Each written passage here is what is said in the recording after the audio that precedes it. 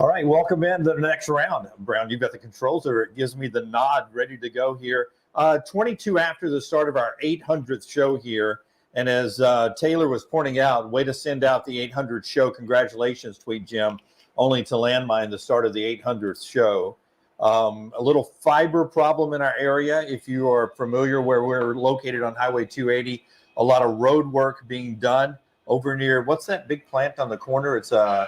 It's water. There's some water work. Yeah. Well, we've got actually road work on both sides of us, which is what's crazy. Well, yeah, I told you guys there were some construction workers that wanted to beat me like a piñata yesterday. Yeah. I mean, it's been ongoing forever both ways. But that's if I had to take a guess at what happened, I think these guys out front cut a line. Yeah, I think down at the waterway, there's side away. They have dug up everything there, and they're redoing that whole intersection and the drainage and the water. But that aside, we're here now from our studio, a little different broadcast. We're going to go without any breaks until we're back up fiber-wise. But we didn't want to miss show number 800 because at some point Reed has pizza coming. That's right. And from our friends at Slice, so we'll enjoy that. And we're going to talk a lot of college football.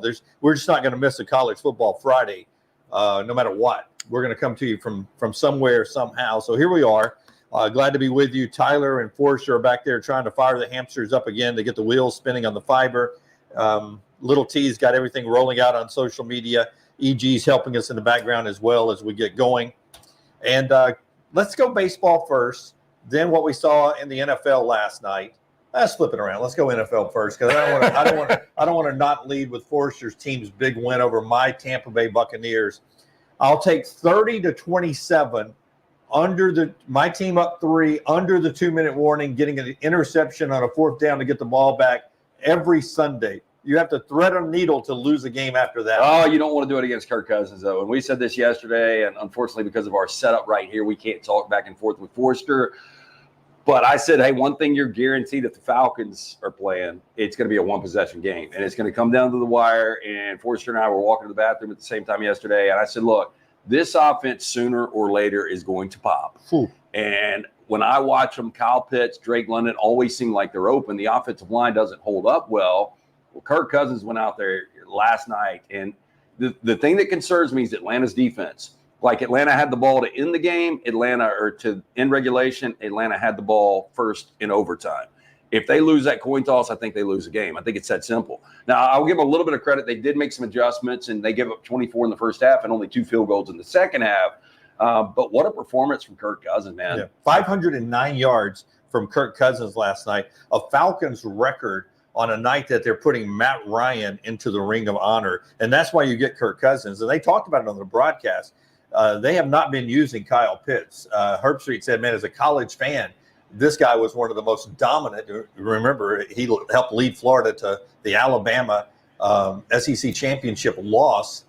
Pitts was one of the reasons that game was so exciting, hard to cover in college, and they just had not been taking advantage of him. And then last night, with the Bucs a little strange in the strained in the linebacking core, they picked them apart.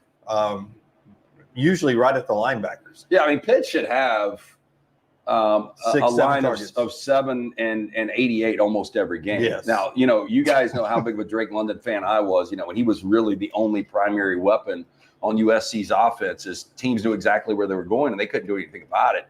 And that's kind of the case right now for number 5 with the Atlanta Falcons. I mean, and these are the kind of numbers. I mean, this is crazy, 12, 154 and a touchdown. But this is the Atlanta offense in the offseason we expected. Yeah. And I give Raheem Morris a lot of credit. You see the relationship with him and Kirk Cousins just coming to the sideline. Like for them, the play of the night was the spike in regulation. To be able to get up there, to go over the middle with no timeouts, 12 seconds, and be able to spike it with 1 second. You saw how elated Raheem Morris was grabbing his quarterback.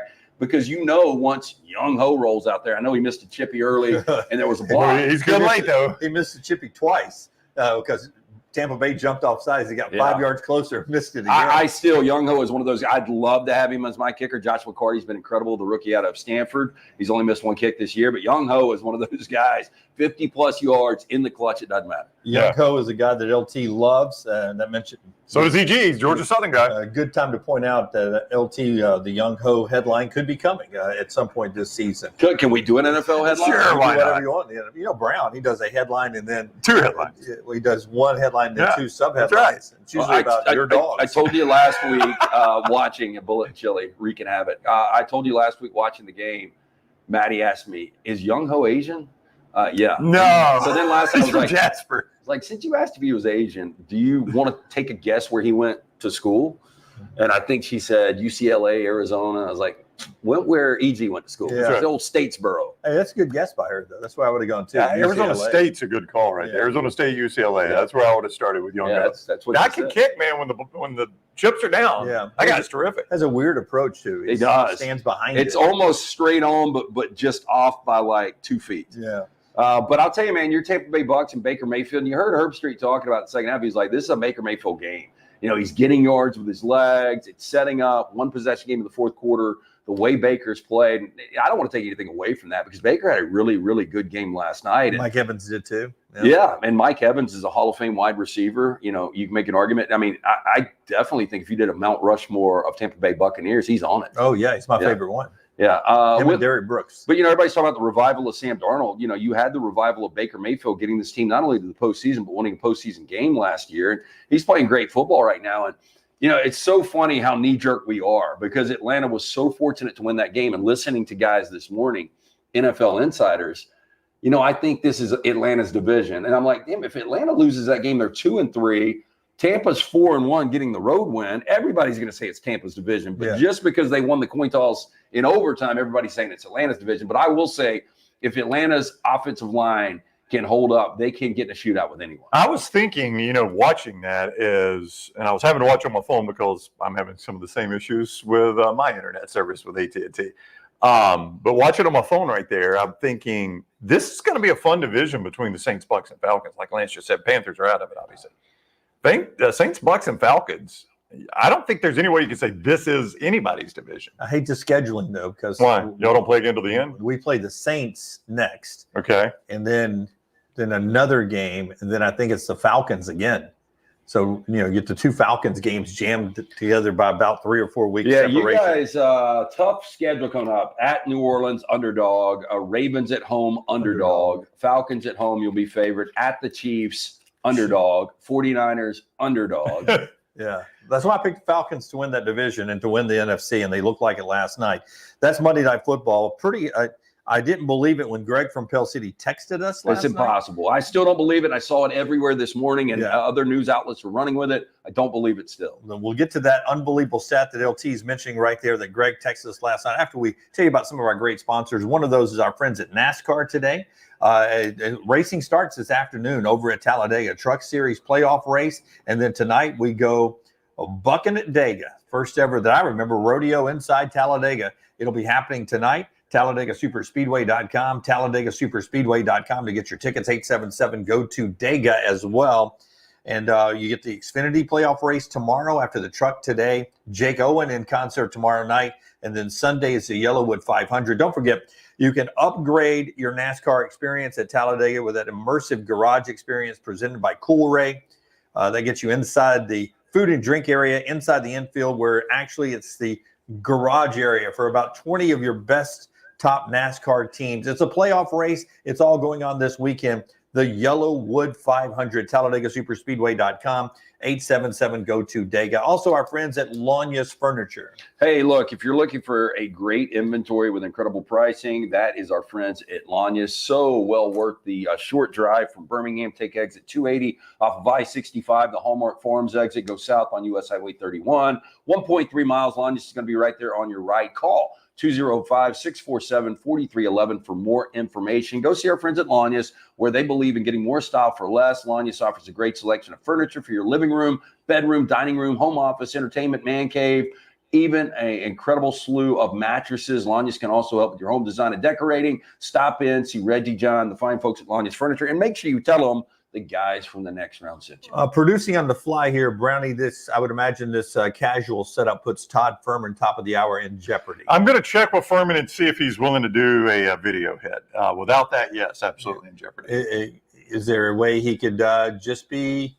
He StreamYards in with us. That's a video, yeah. But without a picture. If he just does an audio on unknown comment, wears bag on his head. Yeah. Let me just check with him. Just put his phone pointing at the wall if he wants to. Right. We'll check with Fuhrman and see. Uh-oh, Forrester's in here. Well, Forrester. Here's the thing about Forrester. Forrester is fixing about 70 different things right now. Yeah, I know, but he is a perfectionist. He is a perfectionist. That's the problem. We're probably just a little bit. Yeah, we're listing a little bit. Are we a little hot? Are we a little cold? He wasn't able to set this up, so Scott's now going to come in and save the day. Will you step in front of the camera and show everybody that you're here, Forrester? He gave you a good hard nope on that. Hey, will you agree with what I said earlier, though? That I did tell you that I thought this offense was going to break sooner than later. Yeah. Scott agrees with that. It did last night. Yeah. Oh, it did. By the way, we had the Falcons minus 2. Yeah, you were 3-0 last night. I thought it would be a really good game. I mean, the one that I stole, and I think I kind of stole the Falcons. And look, this is the way it works. It goes back and forth. You lose some of these, like I lost to Auburn and Oregon last week. But the baseball game. Okay, well, let's get to that then. Yeah, he's 3-0. We'll get to what he did at lanceslog.com. As Forrester, keep doing. We're going to keep talking. He's going to adjust the camera here. Here's the stat that Greg sent us. He said he was seeing it everywhere. And LT and I were responding during the Bucs game that it can't be true. And you threw out Joe Carter. I threw out Chris Chambliss. Yankees over Royals. The first go-ahead home run while trailing in the 9th inning in a winner-take-all game in Major League Baseball history. In Major League Baseball history. Now, remember, there was a time that it went straight to the World Series, right? So back in the black and white days, like that, the Giants win the pennant. The Giants win the pennant. Was that a playoff? Yeah. So and then you had the Ray Mazeroski guy from the Pirates, whatever his name was. But some of those were, to win the National League or the American League and go straight to the World Series. But it's still postseason. Yeah. And so we hear that Pete Alonso coming to the plate with 2 outs against Devin Williams, who has been lights out. Right. It's amazing. Josh Hader, what happened to him against Detroit on Wednesday, and then what happened to Devin Williams, the guy that only blew 1 save the entire year for the Brewers, gets in this situation. I had a weird feeling watching it, though, with Alonso up when he got ahead in the count. I was like, is he going to hit a 3-run bomb and completely silence what was an incredible crowd? Those Brewers fans, by the way, are starving for a championship. They really are, aren't they? I mean, it seems like, I guess that's a good franchise. I think it is. Yeah, there was no expectation. When Craig Counsell went to the Cubs in the offseason, there was zero expectation for this Brewers team. And what do? They go out, they win the Central again, and, they're an out away from, walking this thing off and moving on to the NLDS. And that was just the Alonso shot. And when he hit it, I didn't know if it had enough. And it just crept over the perfect part of the right field wall where it comes in about 10 feet. By the way, that's also the first opposite field home run that guy ever gave up. The pitcher, the closer. Devin Williams. Yeah. It's the first time he's ever given up an oppo home run. Yeah, but the thing about the history of baseball that we haven't, and I brought up Joe Carter when our friend Greg sent us that text thread last night. I was like, I guess maybe it was tied against Mitch Williams in Philadelphia, that obviously won the series for the Blue Jays, but maybe they weren't behind. But you're talking about Joe Carter? Yeah. It was game 6, so it wasn't winner take all. Gotcha. Okay. But the Chris Chambliss game. But they won the World Series, but it wasn't winner take all. Right. Okay, I get that now. But it still might have been a tied game when might have been. Chambliss and the Royals in game 5 is the best of 5 series to go to the World Series. But that game was tied when he did it. Yeah. Scott Forrester, everybody. If he doesn't do it, it was extra inning. But all that was on the air, right? Yeah. We're just covering. I don't need to repeat anything. But I will tell you, like, everybody's on San Diego, and the way Michael King pitched the other night, and we still got to see what's going on with Musgrove. This Mets team, when you win a series like this, watch out. And I could see this Mets team go on and win the NL pennant. I think, Buster, when we talk about when it was Mets, Braves, Diamondbacks last week, I said, of those 3 teams, which team can really make some noise in October? And he was like, it's the Mets. Nick, who is a Braves fan, says, I hate everyone left on the NL side. I'm sure. You got the Dodgers, the Phillies, the Mets, and the team that knocked you out. Yeah. I don't know how you like anybody. Mets, Phillies, Padres, Dodgers. The good thing about all this, guys, it's been really exciting since Monday. with the Braves and Mets, those 161, 162 games that were played in Atlanta, got them both in the playoffs. Since then, it's been a great week of baseball. And, I love the fact they're going to wait until Tuesday to restart these series, their next series, so we don't miss any during. They're not. Yeah, they're playing every game tomorrow, game one. Yeah, I hate it. I why we don't have a game tonight? Yeah, all of them start tomorrow. All 4 series start tomorrow when I will be lost in college football. And I haven't looked ahead. I assume some of them or all of them play game 2s on Sunday. Oh yeah. So and this is what I've hated in the past, because every Saturday I've got a diehard Braves fan that comes over and watches football. Not a problem this year. So he's always like, I got to have a TV for the Braves, and I hate giving up one TV, one screen for the Braves or any baseball. And as much as I like postseason baseball, there won't be any postseason baseball in my that's the thing. tomorrow. It's going on a Saturday football Saturday and NFL Sunday. I just don't want to give up the screen. No, that's right. Like I want to watch it, but I want to watch college football more. I mean, I'll honestly, check back with it on Monday. Yeah, absolutely. I want it during the week. Yeah. Would you rather watch? Dodgers Padres or Baylor Iowa State? I mean, I'm going to go Baylor Iowa State. I'm going Baylor Iowa State. I still want to figure out, is Rocco Beck a good enough quarterback for them to go on and go 11-1, maybe in the Big 12 and get an automatic bid? I mean, I'm just saying there's almost no college football I wouldn't rather watch than a Major League Baseball game. The best part of it is, and it'll be Scream 3, but when we get to the Miami and Cal, Texas Tech, Arizona, 2 great late night games tomorrow night. Then I'll be able to find a screen on 3 or 4 for baseball, the Padres Dodgers. Yeah, so I'll watch Padres Dodgers late night. No, I well, won't watch the other 3. Yeah, and look, that's what Major League Baseball maybe should have done, is like do a 2-1 at late night games or whatever. I agree with you guys. I think Major League Baseball has a lot of blind spots. They do, man. And I don't think they realize that it's not America's pastime. It hasn't been since maybe 1995, going back to the strike-shortened season. Hey, and by the way, you've already done pitch clocks. You've done bases that are bigger than they used to be. Limited the number of throwovers. Ridiculous extra innings, man on second. Man on second. You've done all of that is so different than the game used to be. How about this? How about starting in the middle of March or February, the regular season? We talked about it in Labor Day. Yeah, and end on Labor Day weekend. October baseball is cool. I know. That's why I would just prefer you not play weekends. Okay, I right. think that's your fit. Just take Saturday, Sunday off. Yeah, but why would you not? Like, you can absolutely, even like against Monday Night Football, I think you're okay. Yeah. Like if you just make sure it's just away from Saturday and Sunday. Or just do day games on Monday, Do day games if you don't want to go ahead with Monday night. I had this, and I meant to bring it up on the show when we were talking about something, but I remember, and I think it was maybe Klatt talking about he had to watch something on a small device, or somebody was on a plane watching on his phone, yeah. So I'll never forget being in high school watching the Lakers and Trailblazers on a Friday afternoon at like 2 p.m., watching it on one of those little Sony screens live. So my point there is the NBA used to have postseason action during the week, during the day. And I think Major League Baseball, do you not remember when that was going on? I don't remember that at all. Yeah. Oh, yeah. And I remember everything. Ask Zach Bryan. Absolutely. I mean, the NFL draft, I think I said it. I got checked out when I was in 2nd grade because the NFL draft started at like 10 a.m. on a Tuesday. But it seems like I remember like the 86 Mets playing an NLCS game during the day. Oh, yeah. That was a staple back in the day with afternoon baseball for the playoffs. Because I've told you before, when I was a kid, I got WOR out of Secaucus, New Jersey. So I'd watch some Mets games growing up. And that 86 Mets team was so good, I kind of got a little bit invested into them just watching them, And I remember like Dykstra hitting one to right field to win it. It was a day game. What was so cool about this Tuesday, Wednesday with these quadruple headers? They start during the day and knock off work, head to one of our sponsors, sit back, get a pint, watch some baseball. But on Saturdays and Sundays, it makes no sense. And maybe, it's our blind spot, maybe up the Northeast coast.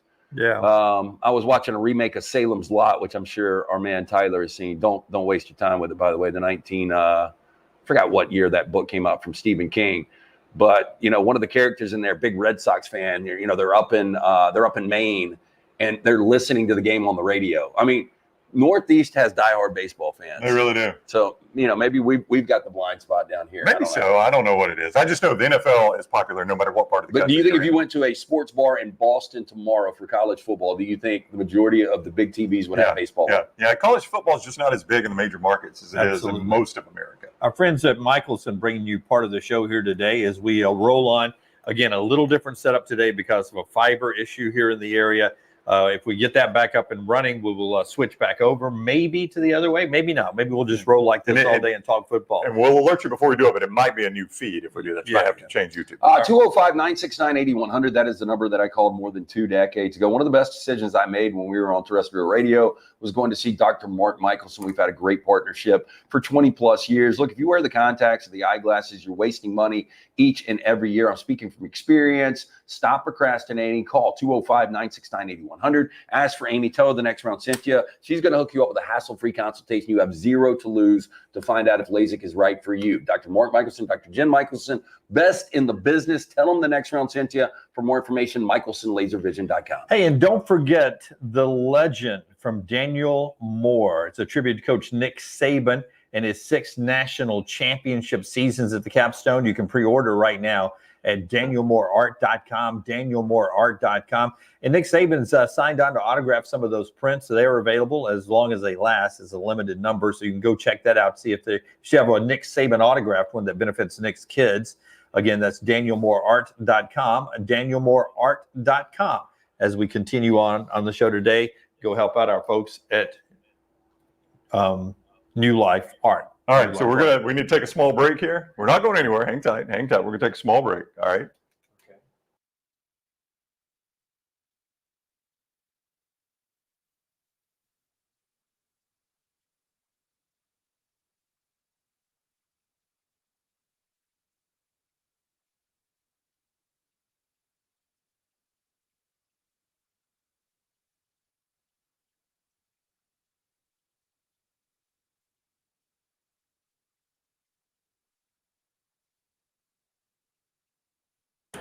I think we're going to go back to our normal setup momentarily. There is a link from Tyler in the chat. If not, set your alert so you'll get the new link.